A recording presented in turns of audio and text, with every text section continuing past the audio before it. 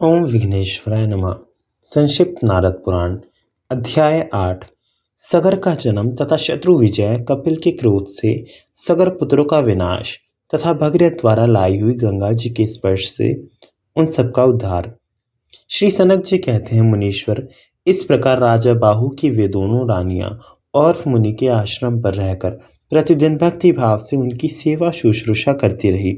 नारद जी, इस तरह 6 महीने बीत जाने पर राजा की जो जेठी रानी थी, उसके मन में सौत की समृद्धि देखकर पापपूर्ण विचार उत्पन्न हुआ। अतः उस पापिनी ने छोटी रानी को जहर दे दिया। किंतु छोटी रानी प्रतिदिन आश्रम की भूमि लीपने आदि के द्वारा मुनि की भली भांति सेवा करती थी। इसलिए उस पुण्य कर्म के प्रभाव से रानी पर उस विष का असर नहीं हुआ। तत्पश्चात 3 मास और व्यतीत होने पर रानी ने शुभ समय में विष के साथ ही एक पुत्र को जन्म दिया। मुनि की सेवा से रानी के सब पाप नष्ट हो चुके थे। अहो, लोक में सत्संग का कैसा महात्म्य है! वह कौन सा पाप नष्ट नहीं कर सकता, और सत्संग के प्रभाव से पाप नष्ट हो जाने पर पुण्यात्मा मनुष्य को कौन सा सुख अधिक से अधिक नहीं मिल सकता। जानकर और अनजाने में किया हुआ तथा दूसरों से कराया हुआ जो पाप है, उस सबको महात्मा पुरुषों की सेवा तत्काल नष्ट कर देती है।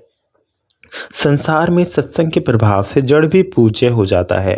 जैसे भगवान शंकर के द्वारा ललाट में ग्रहण किए जाने पर एक कला का चंद्रमा भी वंदनीय हो गया। विप्रवर, इहलोक और परलोक में सत्संग मनुष्यों को सदा उत्तम समृद्धि प्रदान करता है। इसलिए संत पुरुष परम पूजनीय है। मुनि गुणों का वर्णन करने में कौन समर्थ है।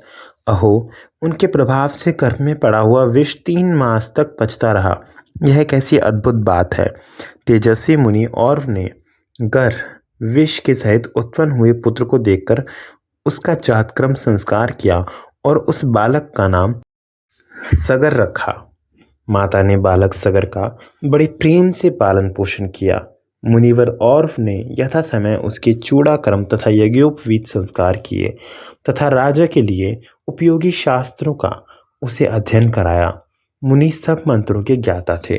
उन्होंने देखा सगर अब बाल्यावस्था से कुछ ऊपर उठ चुका है और मंत्र ग्रहण करने में समर्थ है। तब उसे अस्त्र शस्त्रों की मंत्र सहित शिक्षा दी। नारद जी, महर्षि और से शिक्षा पाकर सगर बड़ा बलवान, धर्मात्मा, कृतज्ञ, गुणवान तथा परम बुद्धिमान हो गया। धर्मज्ञ सगर अब प्रतिदिन अमित तेजस्वी और मुनि के लिए समिधा, कुशा, जल और फूल आदि लाने लगा। बालक बड़ा विनयी और सद्गुणों का भंडार था। एक दिन उसने अपनी माता को प्रणाम करके हाथ जोड़कर कहा। सगर ने कहा, माँ, मेरे पिताजी कहाँ चले गए हैं? उनका क्या नाम है और वे किसके कुल में उत्पन्न हुए हैं? यह सब बातें मुझे बताओ। मेरे मन में यह सुनने के लिए बड़ी उत्कंठा है। संसार में जिनके पिता नहीं है, वे जीवित होकर भी मरे हुए के समान है। जिसके माता पिता जीवित नहीं है, उसे कोई सुख नहीं है। जैसे धर्महीन मूर्ख मनुष्य इस लोक और परलोक में निंदित होता है, वही दशा पितरहीन बालक की भी है। माता पिता से रहित अज्ञानी, अविवेकी, पुत्रहीन तथा ऋणग्रस्त पुरुष का जन्म व्यर्थ है। जैसे चंद्रमा के बिना रात्रि, कमल के बिना तालाब और पति के बिना स्त्री की शोभा नहीं होती, उसी प्रकार पितृहीन बालक भी शोभा नहीं पाता। जैसे धर्महीन मनुष्य, कर्महीन गृहस्थ और गौ आदि पशुओं से हीन वैश्य की भी शोभा नहीं होती, वैसे ही पिता के बिना पुत्र सुशोभित नहीं होता। जैसे सत्य रहित वचन, साधु पुरुषों से रहित सभा तथा दया शून्य तप व्यर्थ है, वही दशा पिता के बिना बालक की होती है। जैसे वृक्ष के बिना वन, जल के बिना नदी और वेगहीन घोड़ा निरर्थक होता है, वैसे ही पिता के बिना बालक की दशा होती है। माँ, जैसे याचक मनुष्य लोक में अत्यंत लघु समझा जाता है, उसी प्रकार पितरहीन बालक बहुत दुख उठाता है। पुत्र की यह बात सुनकर रानी लंबी सांस खींचकर दुख में डूब गई।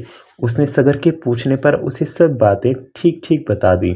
यह सब वृतांत सुनकर सगर को बड़ा क्रोध हुआ। उनके नेत्र लाल हो गए। उन्होंने उसी समय प्रतिज्ञा की, मैं शत्रुओं का नाश कर डालूंगा। फिर और मुनि की परिक्रमा करके माता को प्रणाम किया और मुनि से आज्ञा लेकर वहां से प्रस्थान किया। औफ के आश्रम से निकलने पर सत्यवादी एवं पवित्र राजकुमार सगर को उनके कुलपुरोहित महर्षि वशिष्ठ मिल गए। इससे उन्हें बड़ी प्रसन्नता हुई। अपने कुलगुरु महात्मा वशिष्ठ को प्रणाम करके सगर ने अपना सब समाचार बताया। यद्यपि वे ज्ञान दृष्टि से सब कुछ पहले ही जानते थे, राजा सगर ने उन्हें महर्षि से ऐन्द्र, वारुण, ब्रह्म और आग्नेय अस्त्र तथा उत्तम खड्ग तथा वज्र के समान सुदृढ़ धनुष प्राप्त किए।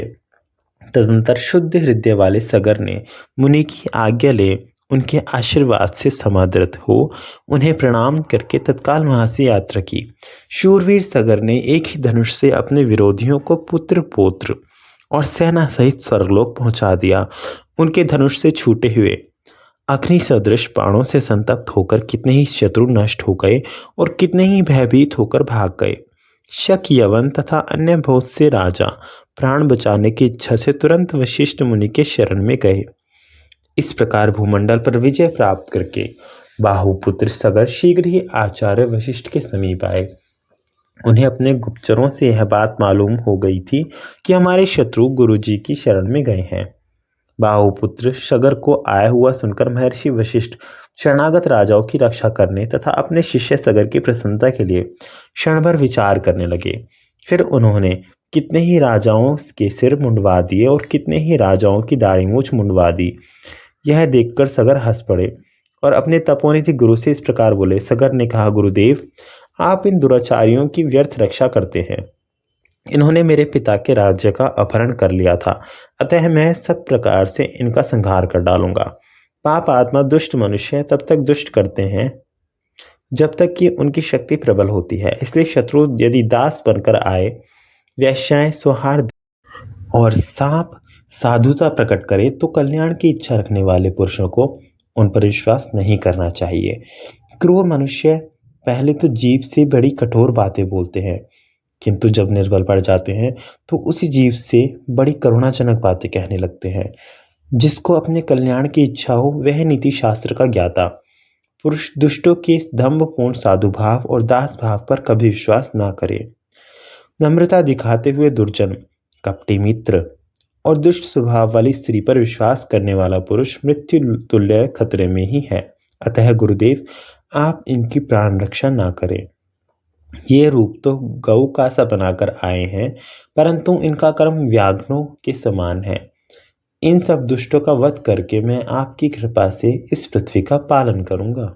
वशिष्ठ बोले, महाभाग, तुम्हें अनेक अनेक साधुवाद है। सुव्रत, तुम ठीक कहते हो, फिर भी मेरी बात सुनकर तुम्हें पूर्ण शांति मिलेगी। राजन, सभी जीव कर्मों की रस्सी में बंधे हुए हैं, तथापि जो अपने पापों से ही मारे गए हैं उन्हें फिर किस लिए मारते हो? यह शरीर पाप से उत्पन्न हुआ और पाप से ही बढ़ रहा है। इसे पाप मूलक जानकर भी तुम क्यों इसका वध करने को उद्यत हुए हो? तुम वीर क्षत्रिय हो, इस पाप मूलक शरीर को मारकर तुम्हें कौन सी कीर्ति प्राप्त होगी? ऐसा विचार कर इन लोगों को मत मारो। गुरु वशिष्ठ का यह वचन सुनकर सगर का क्रोध शांत हो गया। उस समय मुनि भी सगर के शरीर पर अपना हाथ फेरते हुए बहुत प्रसन्न हुए। तदंतर महर्षि वशिष्ठ ने उत्तम व्रत का पालन करने वाले अन्य मुनियों के साथ महात्मा सगर का राज्याभिषेक किया। सगर की दो स्त्रियां थीं, केशनी और सुमति। नारद जी, ये दोनों विदर्भ राज काश्यप की कन्याएं थीं। एक समय राजा सगर की दोनों पत्नियों द्वारा प्रार्थना करने पर भृगुवंशी मंत्रवेत्ता और मुनि ने उन्हें पुत्र प्राप्ति के लिए वर दिया। वे मुनीश्वर तीनों काल की बातें जानते थे। उन्होंने क्षण भर ध्यान में स्थित होकर केशिनी और सुमति का हर्ष बढ़ाते हुए इस प्रकार कहा और बोले, महाभागे, तुम दोनों में से एक रानी तो एक ही पुत्र प्राप्त करेगी, किंतु वह वंश को चलाने वाला होगा, परंतु दूसरी केवल संतान विषयक इच्छा की पूर्ति के लिए 60,000 पुत्र पैदा करेगी। तुम लोग अपनी अपनी रुचि के अनुसार इसमें से एक एक वर मांग लो। और मुनि का यह वचन सुनकर केशिनी ने वंश परंपरा के हेतुभूत एक ही पुत्र का वरदान मांगा तथा रानी सुमति के 60,000 पुत्र उत्पन्न हुए। मुनिश्रेष्ठ केशिनी के पुत्र का नाम था असमंजस। दुष्ट असमंजस उन्मत्त किसी चेष्टा करने लगा। उसकी देखा देखी सगर के सभी पुत्र बुरे आचरण करने लगे। इन सबके दूषित कर्मों को देखकर बाहुपुत्र राजा सगर बहुत दुखी हुए। उन्होंने अपने पुत्रों के निंदित कर्म पर भलीभांति विचार किया। वे सोचने लगे, अहो, इस संसार में दुष्टों का संग अत्यंत कष्ट देने वाला है। तदंतर असमंजस के अंशुमान नामक पुत्र उत्पन्न हुआ, जो बड़ा धर्मात्मा, गुणवान और शास्त्रों का ज्ञाता था। वह सदा अपने पितामह राजा सगर के हित में संलग्न रहता था। सगर के सभी दुराचारी पुत्र लोक में उपद्रव करने लगे। वे धार्मिक अनुष्ठान करने वाले लोगों के कार्य में सदा विघ्न डाला करते थे। वे दुष्ट राजकुमार सदा मद्यपान करते और पारिजात आदि दिव्य वृक्षों के फूल लाकर अपने शरीर को सजाते थे। उन्होंने साधु पुरुषों की जीविका छीन ली और सदाचार का नाश कर डाला। यह सब देखकर इंद्र आदि देवता अत्यंत दुख से पीड़ित हो इन सगर पुत्रों के नाश के लिए कोई उत्तम उपाय सोचने लगे। सब देवता कुछ निश्चय करके पाताल की गुफा में रहने वाले देव देवेश्वर भगवान कपिल के समीप गए। कपिल जी अपने मन से परमानंद स्वरूप आत्मा का ध्यान कर रहे थे। देवताओं ने भूमि पर दंड की भांति लेटकर उन्हें साष्टांग प्रणाम किया और इस प्रकार स्तुति की। देवता बोले, भगवान, आप योग शक्तियों से संपन्न हैं, आपको नमस्कार है। आप सांख्य योग में रत रहने वाले हैं, आपको नमस्कार है। आप नर रूप से छिपे हुए नारायण हैं, आपको नमस्कार है। संसार रूपी वन को भस्म करने के लिए आप दावानल के समान हैं तथा धर्म पालन के लिए सेतु रूप हैं, आपको नमस्कार है। प्रभु, आप महान वीतराग महात्मा हैं, आपको बारंबार नमस्कार है। हम सब देवता सगर के पुत्रों से पीड़ित होकर आपकी शरण में आए हैं, आप हमारी रक्षा कीजिए। कपिल जी ने कहा, श्रेष्ठ देवगण, जो लोग इस जगत में अपने यश, बल, धन और आयु का नाश चाहते हैं, वे ही लोगों को पीड़ा देते हैं। जो सर्वदा मन, वाणी और क्रिया द्वारा दूसरों को पीड़ा देते हैं, उन्हें दैव ही शीघ्र नष्ट कर देता है। थोड़े ही दिनों में इन सगर पुत्रों का नाश हो जाएगा। महात्मा कपिल मुनि के ऐसा कहने पर देवता विधि पूर्वक उन्हें प्रणाम करके स्वर्गलोक को चले गए। इसी बीच में राजा सगर ने वशिष्ठ आदि महर्षियों के सहयोग से परम उत्तम अश्वमेध यज्ञ का अनुष्ठान आरंभ किया। उस यज्ञ के लिए नियुक्त किए हुए घोड़े को देवराज इंद्र ने चुरा लिया और पाताल में जहाँ कपिल मुनि रहते थे वहीं ले जाकर बांध दिया।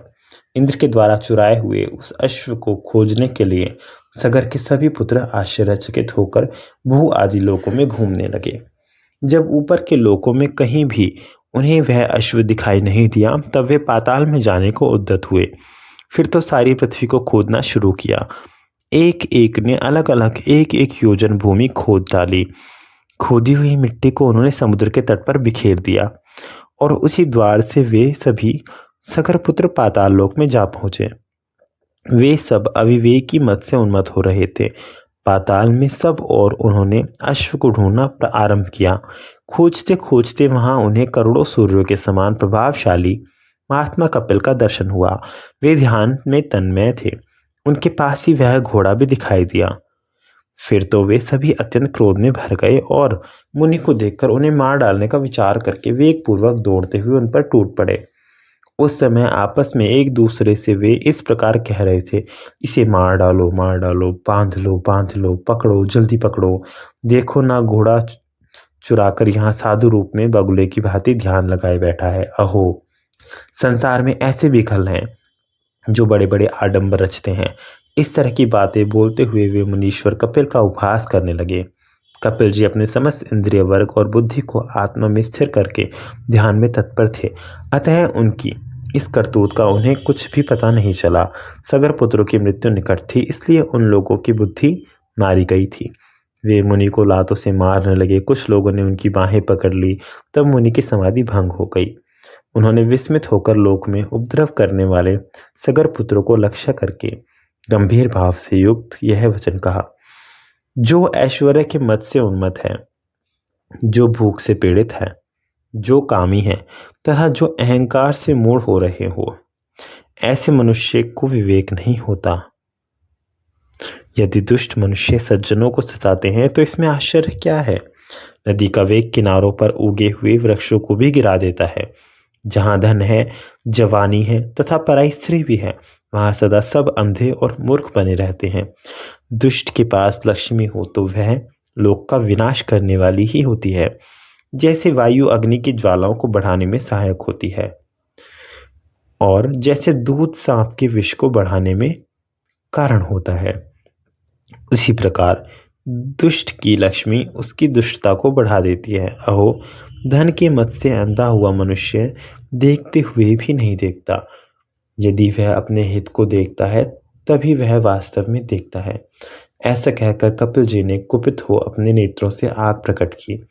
उस आग ने समस्त सगर पुत्रों को क्षण भर में जलाकर भस्म। उनकी नेत्राग्नि को देखकर पाताल निवासी जीव शोक में डूब गए और असमय में प्रलय हुआ जानकर चित्कार करने लगे। उस अग्नि से संतप्त हो संपूर्ण सर्प तथा राक्षस समुद्र में शीघ्रतापूर्वक समा गए। अवश्य ही साधु महात्माओं का कोप दुस्सह होता है। तदंतर देवदूत ने राजा के यज्ञ में आकर यजमान सगर को वह सब समाचार बताया। राजा सगर सब शास्त्रों के ज्ञाता थे। यह सब वृतांत सुनकर उन्होंने अत्यंत प्रसन्नता पूर्वक कहा, देव ने ही उन दुष्टों को दंड दे दिया।